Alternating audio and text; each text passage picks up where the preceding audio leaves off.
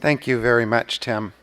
Um, First, let me welcome you all to the National Museum of the American Indian. It is our honor to have you here during this American Indian Heritage Month. We have a little bit of housekeeping. I would like to remind everyone to please turn off your cell phones. We are recording, and you know how that goes. I'm going to be introducing our panel to you one by one, and you have bios in your program, so I'll be brief with each of them. But let me talk just a little bit about the genesis of this program.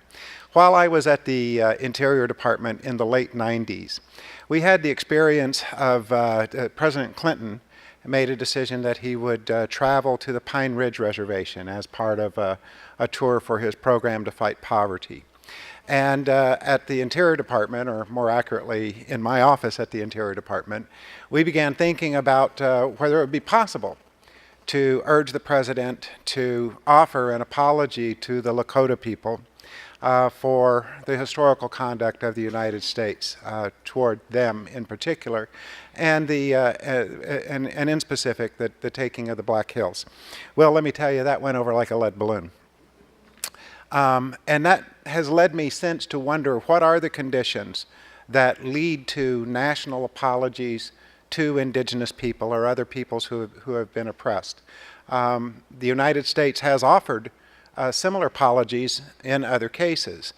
In the case of Native Hawaiians, where the United States has officially apologized for the overthrow of the Kingdom of Hawaii. The United States has also offered both an apology and compensation to the Japanese Americans who were interned during World War II. And yet, there still seems to be some difficulty in our national politics about offering apologies to Native Americans, to African Americans for slavery. So we wanted to begin to explore that.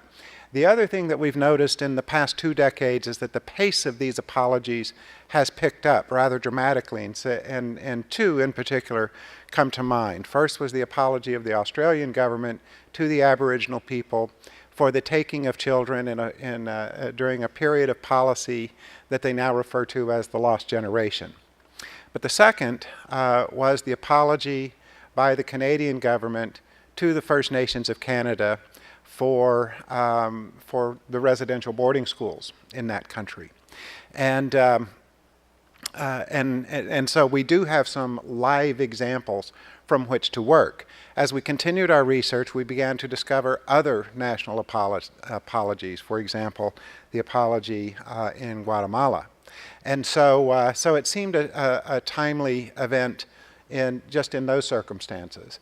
But one other thing of note is that there is, in fact, pending in the United States Congress a resolution that would offer an apology to Native Americans for the historical conduct of the United States vis-a-vis Native American people. That resolution, as it happens, passed the Senate earlier this fall. It has not yet passed the House of Representatives, and we have no idea whether it will do so or not.